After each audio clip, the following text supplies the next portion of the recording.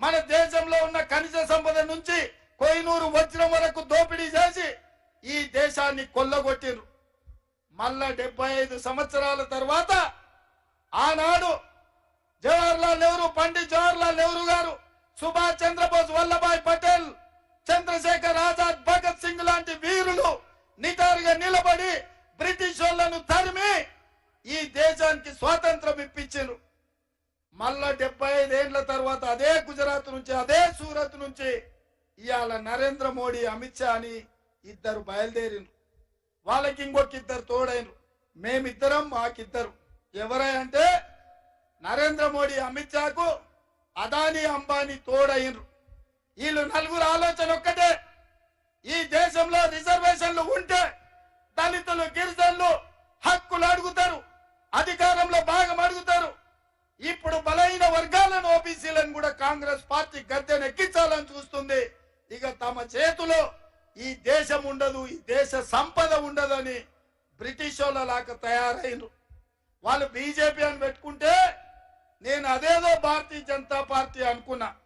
నిన్న మన బీజేపీ అని ఒక ఆయన పెళ్లిలో కలిసి నవ్వుకుంటా చెప్తున్నాడు, అన్నా మాది బీజేపీ అంటే భారతీయ జనతా పార్టీ కాదు, బ్రిటిష్ జనతా పార్టీ. మా విధానం, మా ఆలోచన బ్రిటిష్ వాళ్ళ ఆలోచన. జాతుల మధ్య, మతాల మధ్య, ప్రాంతాల మధ్య, భాషల మధ్య, మనుషుల మధ్య చిచ్చు పెట్టాలి, విభజించాలి, గద్దెనెక్కాలి, దేశాన్ని దోసుకోవాలి. ఇదే విధానం. అందుకే ఇవాళ భారతీయ జనతా పార్టీ 400 సీట్లు అడుగుతుంది. మా దామన్న స్పష్టంగా చెప్పిండు, ఎందుకు కావాలనే 400 సీట్లు? రాజ్యాంగాన్ని సమూలంగా మార్చాలి. రాజ్యాంగం ద్వారా డాక్టర్ బాబాసాహెబ్ అంబేద్కర్ ఇచ్చిన రిజర్వేషన్లను రద్దు చేయడం ద్వారా దళితులను, గిరిజనులను, బలైన వర్గాలను అనదొక్కి బానిసలుగా వాళ్ళ చెప్పు చేతల్లో పెట్టుకోవాలనే కుట్ర జరుగుతుంది. ఆ విధానంలోనే మొన్న జరిగిన పార్లమెంట్ లో రైతు వ్యతిరేక నల్ల చట్టాలను తెచ్చి మన తాత ముత్తాతల నుంచి వచ్చిన మన ఆస్తులు, మన వ్యవసాయం, మన సాంప్రదాయాన్ని అదాని, అంబానీ, అమెజాన్లకు తాకట్టు పెట్టి మన భూముల్లోనే మనము బానిసలుగా, వాళ్ళ చేతుల్లో కట్టు బానిసలుగా వెట్టి చాకిరి చేయాలని చట్టాన్ని తెచ్చారు.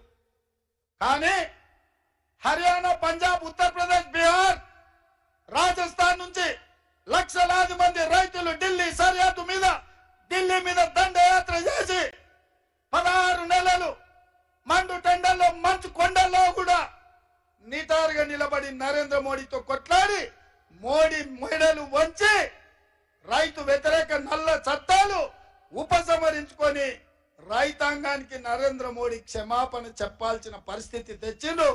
రైతులకు మోడీ క్షమాపణ చెప్పిండు. కానీ మోడీ కాల నాగులా అంటోడు, తోక దొక్కితే ఊకునే టైపు కాదు. పగ పెట్టుకుంటాడు, పగ పడతాడు, ఎక్కడున్నా ఇడవడు.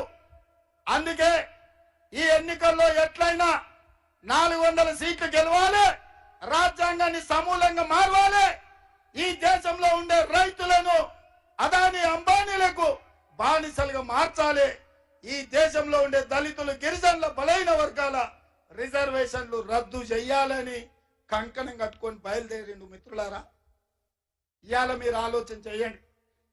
10 ఏళ్ళు గజ్వేల్ కేడి రాష్ట్రాన్ని ఏలిండు, 10 ఏళ్ళు ఢిల్లీలో మోడీ రాజ్యం ఏలిండు.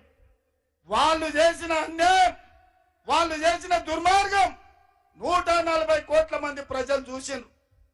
100 రోజుల్లో 5 గ్యారంటీలను అమలు చేసిన మనల్ని వాళ్ళిద్దరు కలిసి ఓడించాలంటారు. వాళ్ళ ఆలోచన ఏందో ఒక్కసారి ఆలోచన చేయి. 10 ఏళ్ళు దేశ ప్రజల్ని పట్టి పీడించి కార్పొరేట్ కంపెనీలకు తాకట్టు పెట్టి 60 లక్షల కోట్ల రూపాయల ఆస్తులను బిహెచ్ఎల్ నుంచి మొదలు పెడితే 1980లో ఇందిరమ్మను మీరు గెలిపిస్తే ఈ ప్రాంతానికి ఇందిరమ్మ బిహెచ్ఎల్ ఇచ్చింది, ఐడిపిఎల్ ఇచ్చింది, డిడిఎల్ ఇచ్చింది, డిఫెన్స్ ఫ్యాక్టరీలు ఇచ్చింది, ఈసీఐఎల్ ఇచ్చింది, ఎన్ఎఫ్సి ఇచ్చింది.